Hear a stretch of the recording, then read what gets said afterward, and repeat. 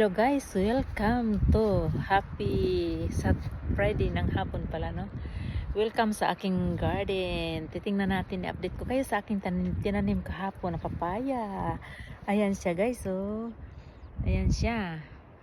Ayan ang aking papaya. Pero hindi yan siya mahihinog dahil aabutin na siya ng lamig.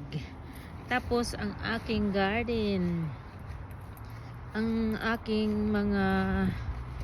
aking strawberry ay ayan, oh. Ayan ang aking strawberry. Mayroon na siyang parang pink. May nakuha ako kahapon. At ayan, mayroon siya, no? Tapos ang aking mga pitsay, repolyo.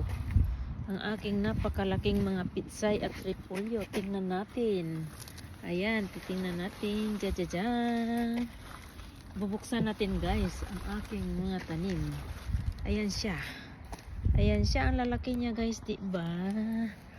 Ang aking Baguio pitsay. Di ba? Grabe, ang lalaki niya. Tapos ang aking repolyo.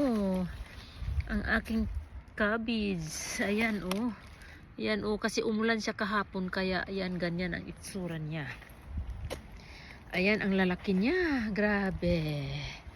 Tapos ang aking tinanom na kamote yesterday. Ayan oh. Ayan siya guys, ang aking tinanim. Tapos ang aking tinanim na kahapon kasi umulan ako, hindi talaga maganda ang aking patatas ngayong taon na to. Tapos kahapon nagtanim ako ng ampalaya kasi ayan siya oh. Tapos ito siya, gumapang na siya konti, no?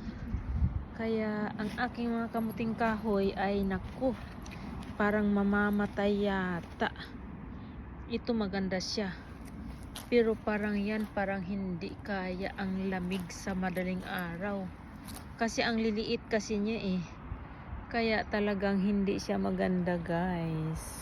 Wala tayong magagawa, no?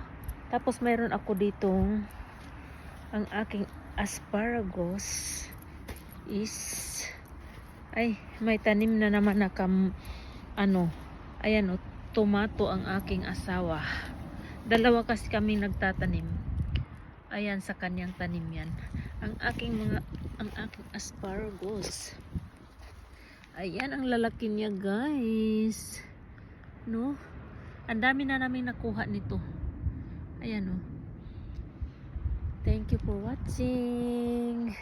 Bye. Galing pa tayo sa trabaho. Kaya ang ating itsura ganito. Thank you for watching guys. Bye. Update ng aking garden.